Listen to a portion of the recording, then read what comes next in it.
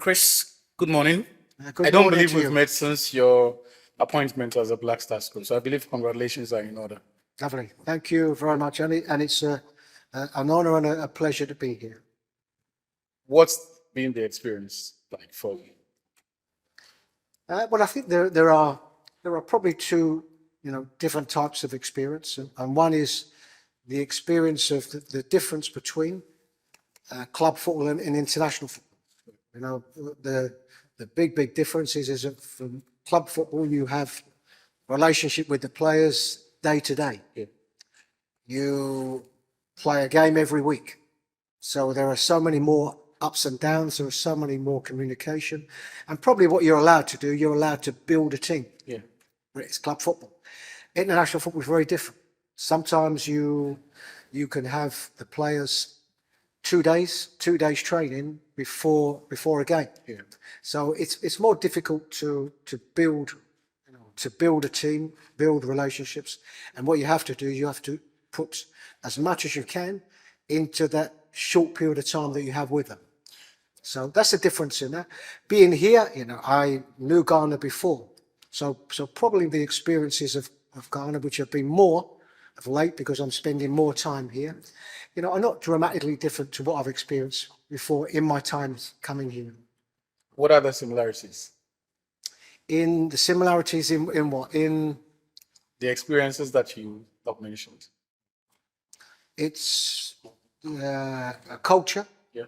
It's the vibrancy of the country.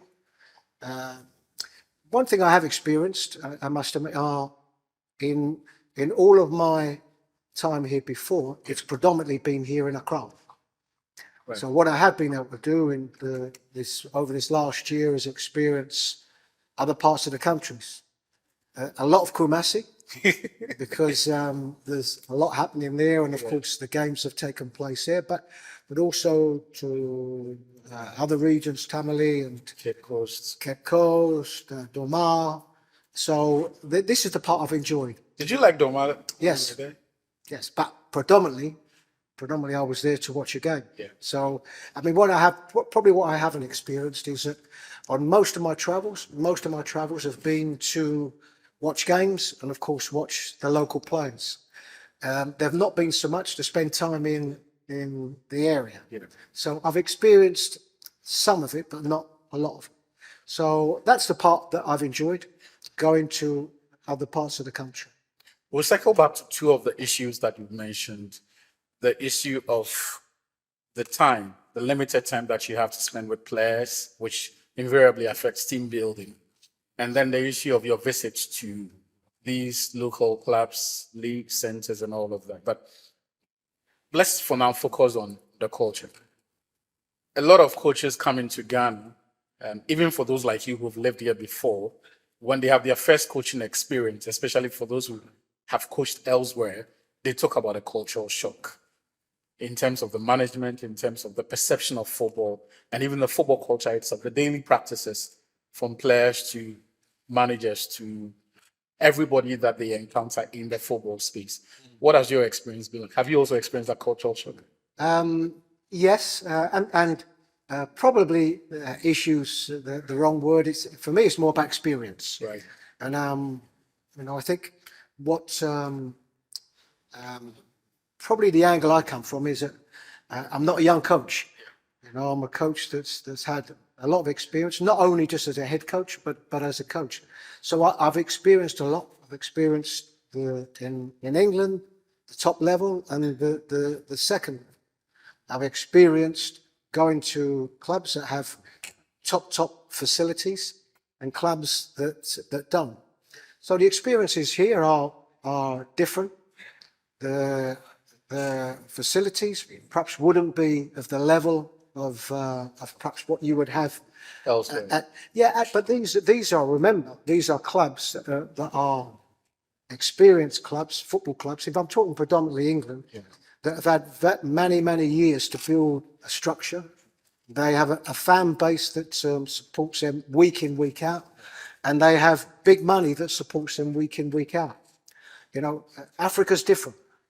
And the levels of expenditure are different.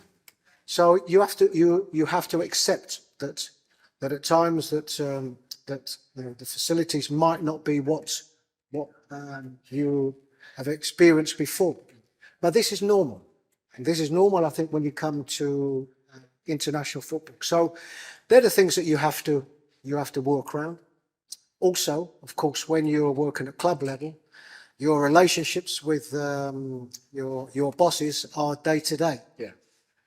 In international football, they're more sporadic. So we have a period of time together where we try to get everything right in a short period of time together, and then you come away from that. So these are the normal things that you have to experience. One thing that is probably, if I talk about the enjoyable parts, are bringing together a group of players that play their club football abroad, but are all coming home.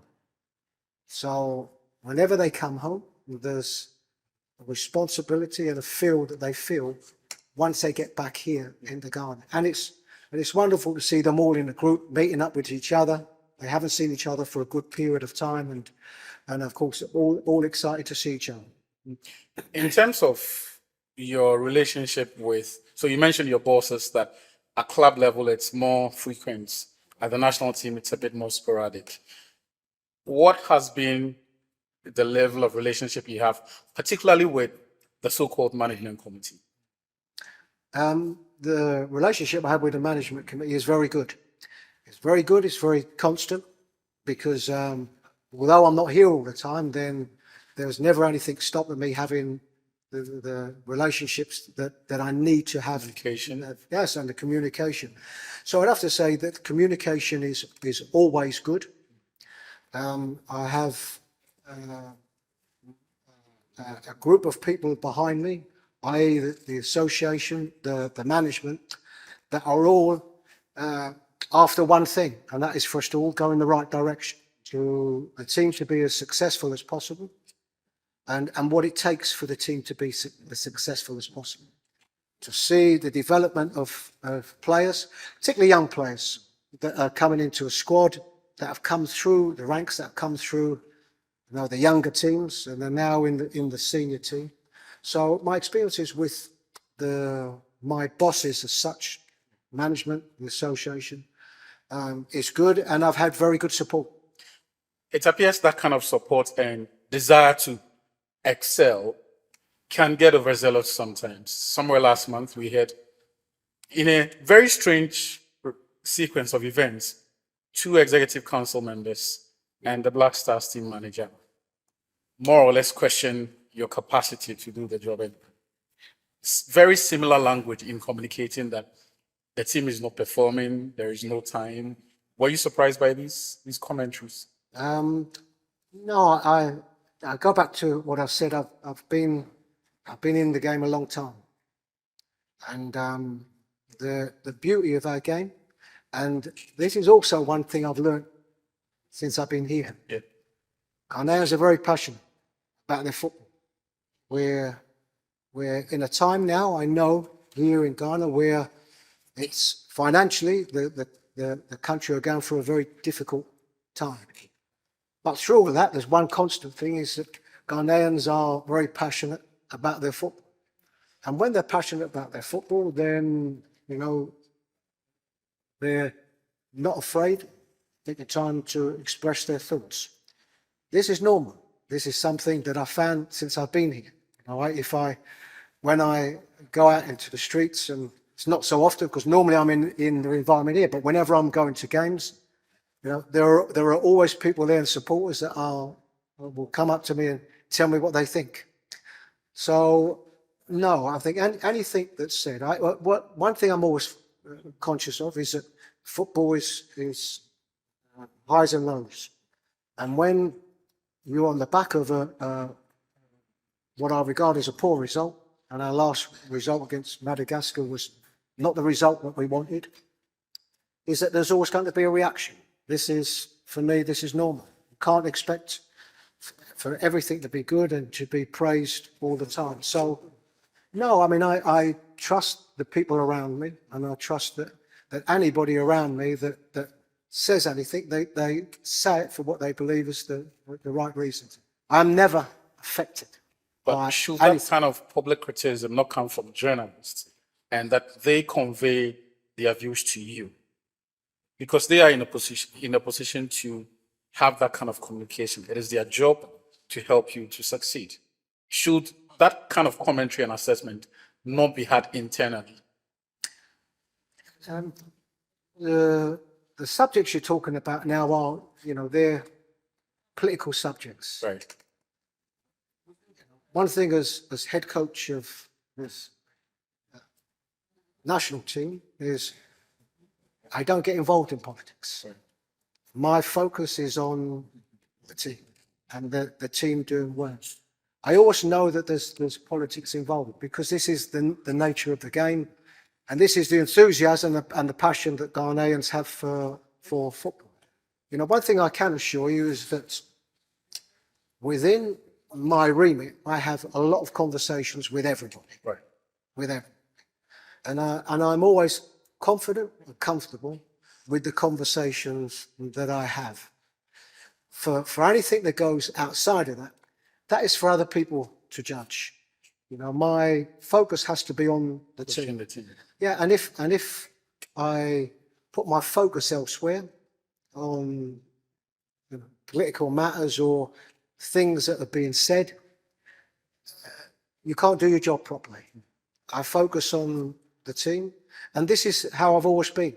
I've managed teams in England, in the Premier League, and in the Championship, and in all of that environment, there are management groups, there are CEOs, there are owners, and there's always comments, okay, and always comments about games, teams doing well, not doing so well. So anything around that, I have to concentrate on the team. Fair enough. And this is what I do. Fair enough. So back to the issue I said I was going to ask you about. Coaching at the national team affords you, and in this case, you're flying to Kumasi, I'm told, either today or tomorrow. You have 2 training sessions and then the game on Thursday.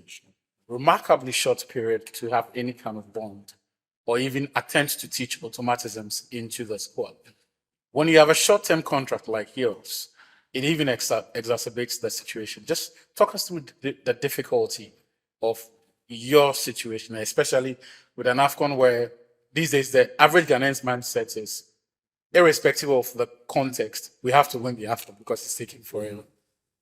Yeah, I mean, all of them things I understand, and this is normal, particularly in a country here that loves their football so much, and particularly, as I said, with some difficult times.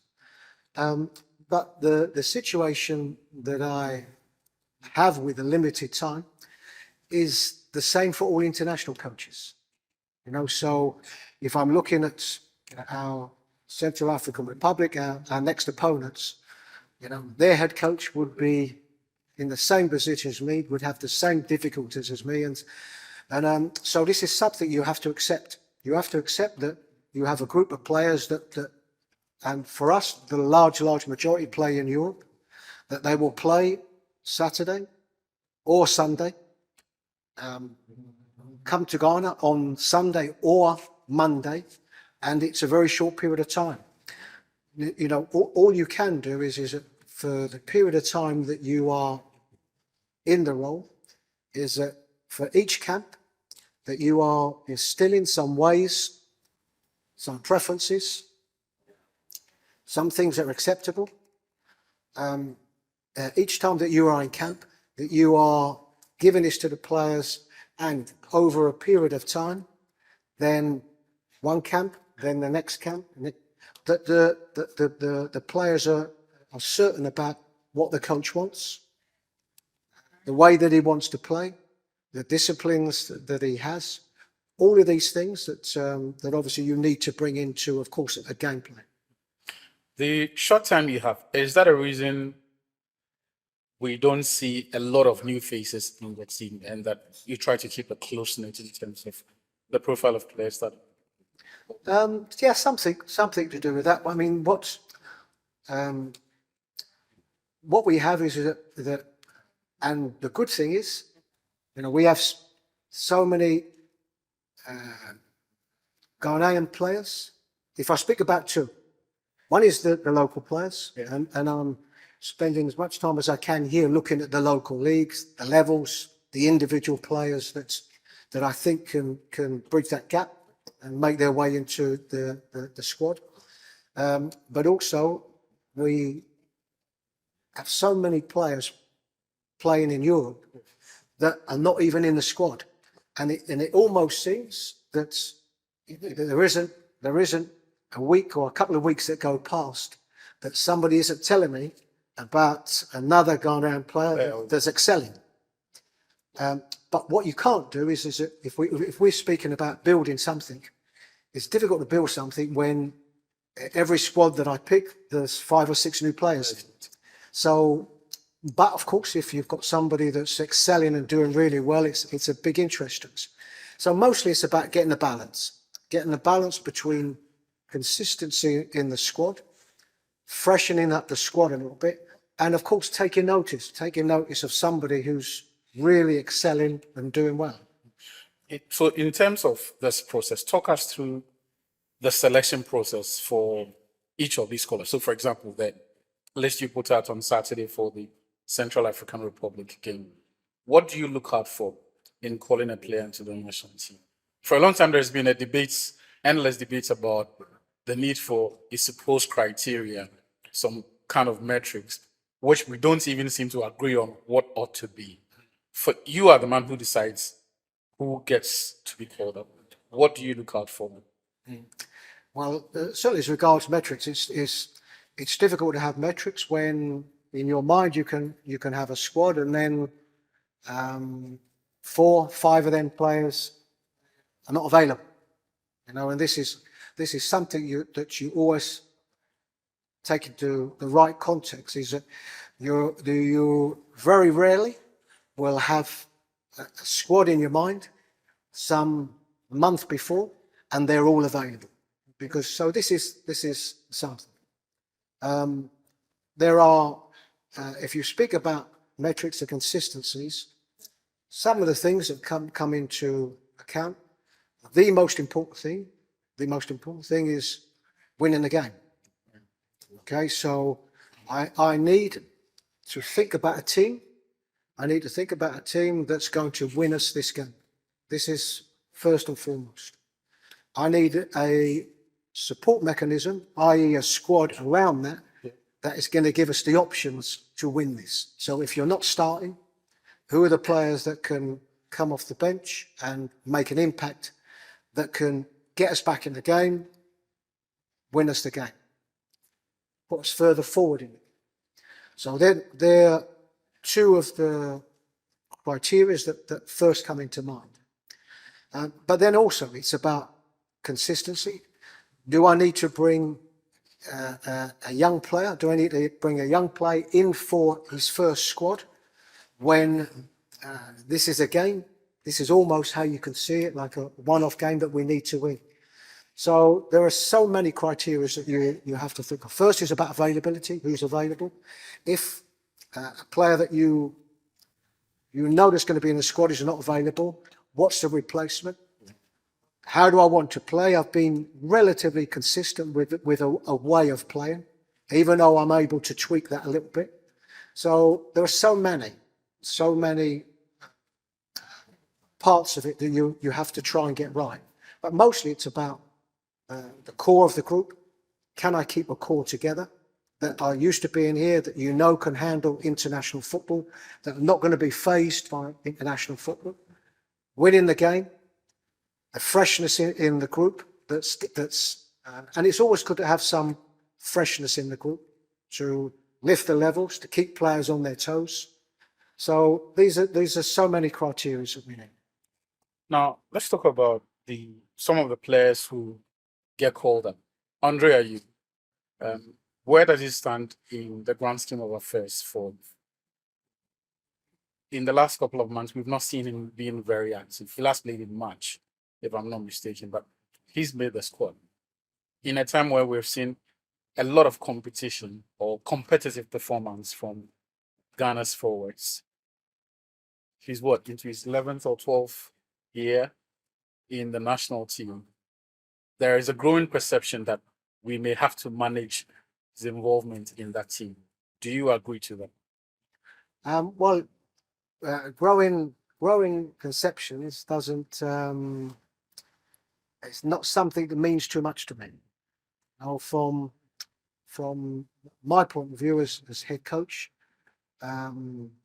it's about the squad that I want and the reasons for each player to be in the squad. So, what is a perception outside? I don't know, and this is not my concern. What I have to do is I have to pick a squad, and that squad can be made up of young, exciting players. They can be made up of perhaps more experienced players. There will always be, in the general public, there will always be a lot of debate about who should be in the squad and who shouldn't. And there are players, and Andre comes into a category. We know that he hasn't played as much, so we're knowledgeable about the amount of games that he's played, but I also know what he means to the squad. He's our captain. I know what he gives the squad as regards, and anybody in the squad. It's never just about their abilities. It's about what they bring to the squad, some experience, some know-how, how they can affect the other players. So for every player that's in the squad, there is a reason, and there will always be debate about any member of the squad. And I'm quite sure if I asked you, or if I asked the gentleman sitting over there or the gentleman sitting over there, their squads, I'm quite sure that there would be players in the squad that would be different that are in there.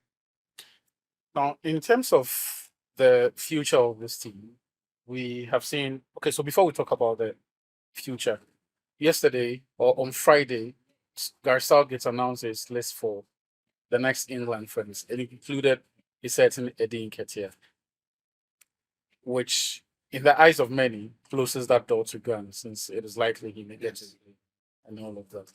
How close were we to having Eddie Nketiah to play for us?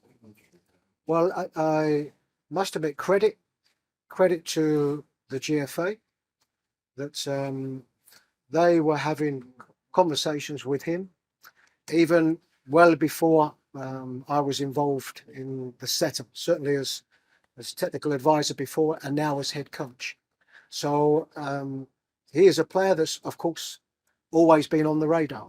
And as I say, credit to the GFA because their lines of contact were well before mine. But I've also had conversations with him. And it all comes down to one thing, is the players that are here are players that have wanted to commit themselves to the national team and commit themselves to Gyan. I think with Eddie Nketiah's situation, I think maybe a little bit different to some others. He's played for England at youth level, and certainly had a very good period of time for them at under 21 level. And I think for him personally, I think this is something that has affected him. And I think this is the reason why he wanted to wait for this England call-up, which he has now got. Now, there are many like Eddie Nketiah who actually made the decision to play for Ghana. We've seen a number of those from the time you were technical advisor until now. One of the concerns many like myself have raised has been sometimes the absence of a culture that allows these players to gradually integrate into the Black Stars culture, because most of them probably have only come here for holidays and are not exactly in tune with the Ghanaian mindset or what it means to play for the Black Stars. In your time, is there a conscious effort to ensure that Iñaki Williams and all of these boys who Tariq Lamptey have made the switch to play don't only come to play, but are able to understand the ethos, the essence of the national team? Well, it's a good question, but of course, every player is different.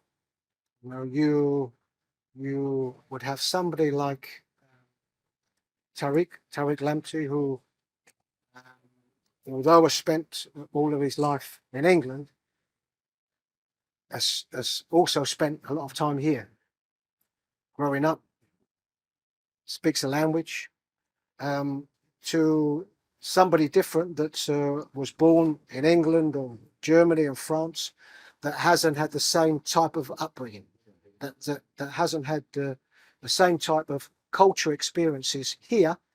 They might have had them cultural experiences within their own family group in their countries, Germany, France, England, but not here. I think the difficulty is that, you know, we can only do so much. And even before my time, I think the association can only do so much, because there are so many examples, you know, and even in my time being involved, you know, we have so many Ghanaians in Europe. And there is a big mix of Ghanaians that have born and brought up here, but now playing in Europe, and so many that are what we call second generation Ghanaians. So, so I think the difficulty is that we, if I say myself, and I think in the past, the association can only do so much, and I think credit to them, they do what they can. Certainly when I first became involved with the association, they were very good at detailing the Ghanaian players that are playing. Database. So if I'm looking at the database that they had was very expansive, and obviously covered a lot of countries. So I think they've done a lot of work that way as regarding identifying the Ghanaians, first generation, second generation Ghanaians. But I think it's very difficult with so many to really be able to identify the ones that you want to expose them to more culture. Yeah. I think it's very difficult. Now, let's talk about the next generation. We have seen the Black Meteors also play. Is there a plan for progressing the current group into the Black Stars? And if there is, it obviously has to include what your idea of what the Black Stars has to look like. And there being traces of that in the Black Meteors, so that when they come into the team, the period of acclimatization is not too long. Yeah. Again, I would go back to a development between meters to the Black Stars. In my experiences, in a short period of time, there has been that transition, and we have had players coming from the younger teams, very much that transition to the senior teams. As regards the football culture as such, going from one to the other, it's a little bit different at international football. I think what we have, what clubs would experience is, when you're on a day-to-day basis, it's very easy to have that ethos, that philosophy that goes right the way through the club.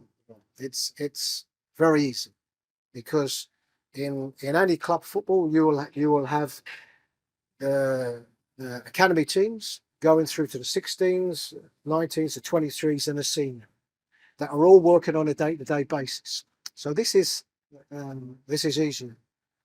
When it comes to international football, yes, what we would like to see are similarities in a style and a way of playing between the teams, but ultimately it becomes about winning games. And for me personally, if I look at our under-23s, and for a particular game, their way of wanting to win this game, it's a little bit different to how they would normally play, or certainly a little bit different to how the Black Stars would play, then for me, I think this is acceptable. We liaise a lot. I was with the 23s in Morocco for the AFCON tournament, so I spoke with the coaches an awful lot. And we've had in our World Cup experiences, we've had the coaches with us. So there's a lot of communication going on. And I think as much as possible, we will try to overlap a way of playing. But when it comes to matches, it's about winning football matches. Right. And Now, you have to win that in the best way. you've been to a number of the Ghana Premier League centers, a number of the regions as well. What is the objective of these trips that you're doing? For me, the objectives is very simple. Is that even though I spent time in Ghana before, I came in and I don't know the local league. As regards, I know the teams, I know the names of the teams, and I've followed some of the teams. I've watched some of the games on video, but as regards going to the stadiums, Actually, watch there. yeah, and there are always two things. One is individual players, but the other one is the level of the game. You know, how do I see the level of the game? It's a league here at the moment that a lot of the best players are, of course, are leaving. So it's one about finding a level and, of course, individual players. And I can only do that over a period of time. And at this moment, I'm trying to get as many games in as I can. We have to wrap up in about 3 minutes. Just 3 questions and then we'll go. Just how important is Thursday's game? We need to avoid the defeats and then we're through to the Cup of Nations. What's it looking like for you? It's a game that has to see us qualifying for AFCON. I think I'm aware of that. Every one of our supporters are aware of that, and you are aware of that too. Yeah. And we will do everything that we can as regards the team, motivation of the team, picking the right team to make that happen. Beyond the AFCON, the World Cup draw has been conducted. Very interesting group that Ghana finds itself in. A number of Ghanaians have said going to the US is a must for Ghana. What is your thoughts on the draw itself and Ghana's chances of qualifying? It depends which way you look at the draw. Some will look at it and say it's a tough draw. Mali are a team, of course, that's doing very well at the moment. But what we have a lot of familiarity in the group. So these are teams that we know.